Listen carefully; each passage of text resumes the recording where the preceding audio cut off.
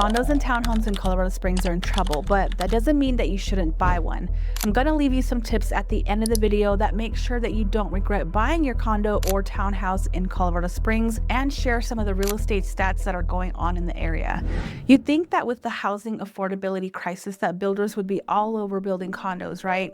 They're usually more affordable and appeal to first-time homebuyers and retirees. But in Colorado, builders are staying away from condos, and there's a big reason why.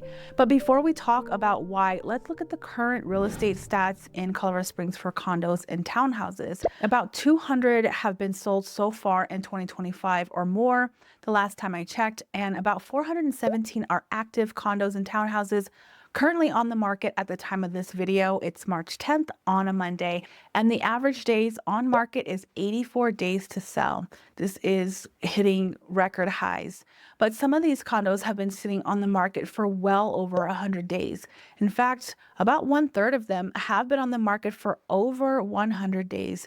Now, this chart shows a breakdown of price in condos, and the majority of the homes are in the 300K range, and many of them are not getting full price offers. We've got tons and tons of price drops, and what's surprising about this is that home prices on condos and townhouses in Colorado Springs are coming down. Let's compare last year's February home price to this year, with a grain of salt, keeping in mind that extra day from leap year of last year, 2004. But last year, the average sold price was $348,299, and they were getting 99.4% of their final list price. But this year so far, the average sold price was $339,150, but only receiving 98.3% of the final list price. And $325,000 was the median, so condos and townhomes are not holding value as good as single family homes. And I feel like this is going to be a thing for a while, and I'll explain why. The problem comes down to lawsuits. For the past 10 years in El Paso County, very few condos have been built, even some years with no condo construction. It's because of litigation risk. Then followed by the cost of insurance, almost virtually assured that you will get sued. Colorado's Construction Defect Action Reform Act lets homeowners take legal action if there are any issues with the property. So it also gives builders a chance to fix the problem before things go to court. But these lawsuits can get really expensive, and many builders don't want to risk it. But there is a new bill that is moving through the state legislature to change that. And my voice is still all jacked up. I don't know why it sounds like this. I'm so sorry. I think I've been talking too much today. But anyway, if passed, it would allow builders and homeowners to settle issues through mediation and other dispute resolution methods. It would also require homeowner associations to get approval from 2/3 of their members before filing the lawsuit. And the goal would be fewer lawsuits and more condos. And why does that matter to you? Well, because without more condos, affordable housing remains out of reach for so many people. Condo construction has dropped sharply in Colorado, leaving fewer options and driving up prices. First-time homebuyers and seniors are feeling it the most, but even when you do find a condo, the costs don't stop at the purchase price. We're seeing a lot of issues where HOAs can add hundreds of dollars a month to your payment, and those fees are rising fast. Take one community in Colorado, for example. Homeowners recently found letters taped to their garage doors, and the message was that their HOA fees jumped from $180 to $387 a month. And the reason? Their insurance policy wasn't being renewed, and the new one cost way more. Some homeowners are seeing their fees double or even triple because of either poor management and rising insurance costs. Insurance is a huge part of this whole problem. Home insurance premiums in Colorado have increased by more than 50% in the last 3 years due to wildfires, hailstorms, and other weather-related claims, which is making it harder and more expensive to insure properties. And even the wind has become an issue, where wind is taking down fences, pulling off roofs, and it's causing a lot of problems and making insurance premiums higher. For every $50 you pay in HOA fees, you lose about $10,000 in purchasing power. So a $300 monthly HOA fee is kind of like adding $60,000, give or take, to the price of that home. That can make a so-called affordable condo way more expensive in the long run. And honestly, what are you getting for those fees? Not often are you getting much more. One homeowner was super excited about having a swimming pool in her community until she found out that the HOA planned to fill it with cement. So they were no longer going to have that swimming pool. Another person shared that her community's clubhouse was being used to store broken furniture instead of offering amenities. So you're not having birthday parties and baby showers at this clubhouse because it's just being used for storage. But on the plus side, the taxes tend to be lower. Insurance can be lower than a single family home, a lot lower. And it's maintenance-free living, so often including snow removal, trash, and water. So if you're coming from it from that perspective, if this is your second home, and you need somebody that is going to be here to kind of help you manage all those things and keep an eye on it, then that would be a great investment for you and that could work out for you. HOA mismanagement isn't the only problem. Many condos in Colorado won't even qualify for FHA or VA loans. They're too run down, or they don't meet the required guidelines. And that shuts out a whole group of buyers who rely on these types of loans to be able to afford a home. A big factor in whether a condo qualifies for these loans is its warrantability. A warrantable condo meets the guidelines set by Fannie Mae, Freddie Mac, FHA, or VA. Now, this means that the building is in good financial shape, has proper insurance, and no major structural issues. Non-warrantable condos, on the other hand, don't meet those standards, and that could be due to too many renters in the buildings, ongoing litigation, or other risks.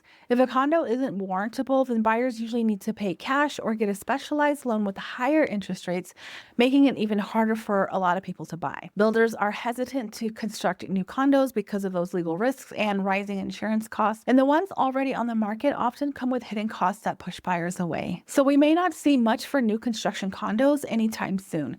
I thought about breaking up condos versus townhomes because those stats are a little bit different. The houses are different, the house types, right? But again, these videos take a long time. But if you're interested, let me know in the comments and I'll separate the two because they are very different types of homes, like I said. And the most important thing to take away from this video is that you just need to be extra cautious if you are going to buy a condo or a townhouse. You want to make sure that you never miss an inspection. Make sure that you have a lender that can loan on the condo. And if you don't know where to start, I do have referrals on lenders that I can send you that will do non-warrantable condos. Just shoot me an email and I'll send over their information. Know that your monthly payment is very likely going to go up. And here are just a few tips to help you buy the right condo in Colorado Springs. Make sure you check that warrantability status. You're going to have to find out from your agent, or if you want to work with me, you can work with me and find out what those guidelines are to find out if it really does meet the guideline for conventional loans like FHA or VA. Non-warrantable condos might require higher down payments. So you just want to ask the lender to confirm the condo status, or you might have to reach out to the HOA to find out. Make sure that you review those HOA rules and fees and look closely at the HOA monthly fees and what they cover. A lot of HOAs include amenities like pools or exterior maintenance, while others cover very little. Also check to see if the fees have increased recently or if there are special assessments that are expected to increase those fees maybe in the future. And this part is so important, guys, to investigate the HOA's financial health. You're going to request the HOA's budget and look at the reserves. A well-funded reserve means that the HOA is prepared for future repairs. Poor reserves could mean that there might be a big fee increased later. Make sure that you inspect the property, the common areas, the hallways, clubhouses, and the parking lots. Make sure that when you're looking at the buildings that you don't see a bunch of chipped paint or a retaining wall that might be neglected, cracks all over the building. You can see all these signs of neglect. And I honestly have a couple areas in mind that I already know that are not warrantable or that are going to be very difficult to get a loan on. If these shared spaces aren't well maintained, it could be a red flag for future problems. You also want to understand the insurance coverage, confirm what the HOA's master insurance policy, what they cover, if you're going to need to insure yourself additionally, or if there's some type of catastrophic insurance that you need to add. If there is a hailstorm, are they going to cover that? Or do you need a separate insurance for those catastrophic situations? So rising insurance costs are driving up all these fees in a lot of areas here. So you need to be fully aware. Make sure you have that buffer in place and so you don't blow your budget. You also want to check for lawsuits, ask if there's any legal disputes going on with the HOA, especially construction defect claims. Those can be hard to finance as well and also signal future problems. And this is a big one too, especially if it's a second property and you plan to rent it out. You're going to need to know the rental policy. Some HOAs have strict rules about renting out units, and if you plan to use a condo as an investment property, or you might want to rent it out later, you want to check that up front and make sure that it works for you. A lot of them require a 6-month lease. Some might do less, but most of them are going to require at least 6 months. Also, just research the neighborhood and check the condo's location if it's close to work, schools, or shopping. You want to have all those good amenities in place. Check for any planned developments that could impact property values or traffic. If you can, you might want to talk to residents around the area, other current homeowners. They can offer a lot of insight on how well the HOA operates and find any issues with the property. If you'd like to get a free customized report or a one-on-one consultation, feel free to book that in the description below. Don't forget to like and subscribe and watch this video that's popping up next about more on the real estate market here in Colorado Springs. I'm going to head out. My voice is going out, so I'll see you guys on the next one.